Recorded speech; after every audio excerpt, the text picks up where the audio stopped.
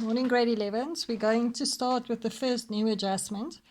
And this is a very important adjustment. So I'm not going to give you homework today. I'm just going to explain, and then you need to look at it again at home on your own. And then tomorrow I'll do one activity with you.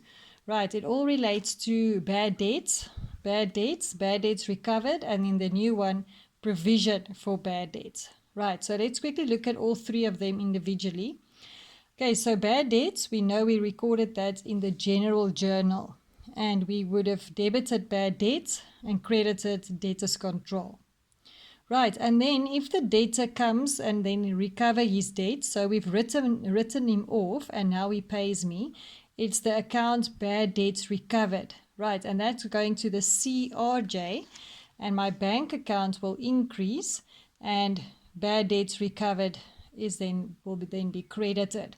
Please remember, if the debtor come and recover their debt, it has nothing to do with debtors because we've written off the bad debt in the past, and therefore debtors is not involved. It's bank and bad debts recovered.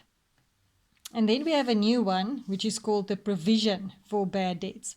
This is also going to go into the general journal, and the two accounts we're going to use there is called provision for bad debt and provision for bad debt adjustment. Those are the two accounts we're going to use. Now, the provision for bad debt is an asset, and the provision for bad debts adjustment is an owner's equity. But we cannot say that it is an expense or an income. It depends what is happening. You'll see now what I mean. Right, so we have to provide for bad debts according to the GARP principle of prudence, so that we can record a conservative statement. In other words, we anticipate losses. That's what we are doing.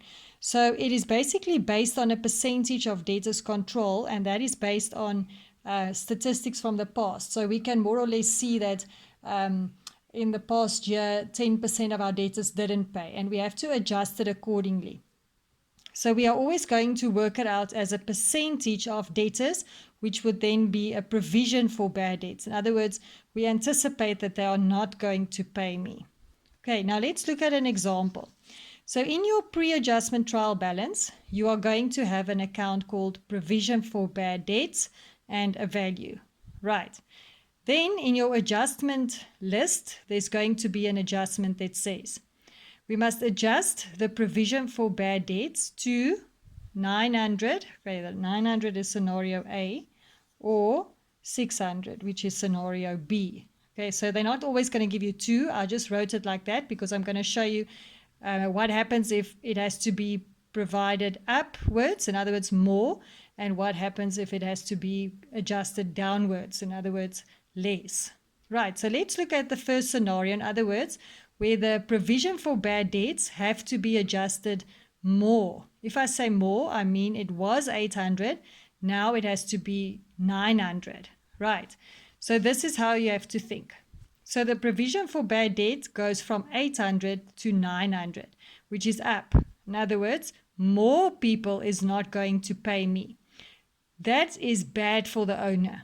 Right, so when the provision for bad debt goes up, it is bad for the owner, and that means that the provision for bad debts adjustment is then seen as an expense, okay, because of the fact that more people is now not going to pay me. What would it look like in my T accounts?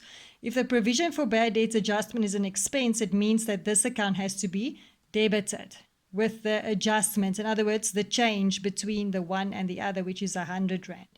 The provision for bad debt was 800, comes from there, and I have to add another 100 to it, which will leave my provision for bad debt at 900, which is what it should be now. That's correct.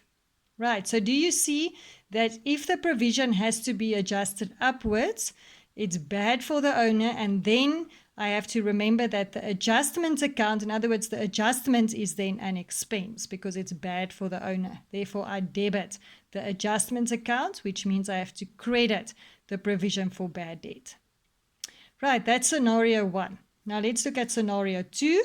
And scenario 2 is when the provision has to be adjusted downwards. Right, so now it was 800, but I must now change it to 600. I must adjust it to 600. If the adjusting figure decreases, right, that is good for the owner, because that means less people is not going to pay me. So anticipated a less bad debt, a smaller bad debt.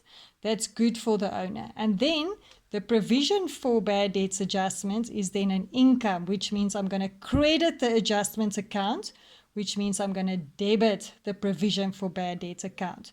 Right, the provision for bad debts account, just look at it. It had a balance of 800 in the pre-adjustment trial balance.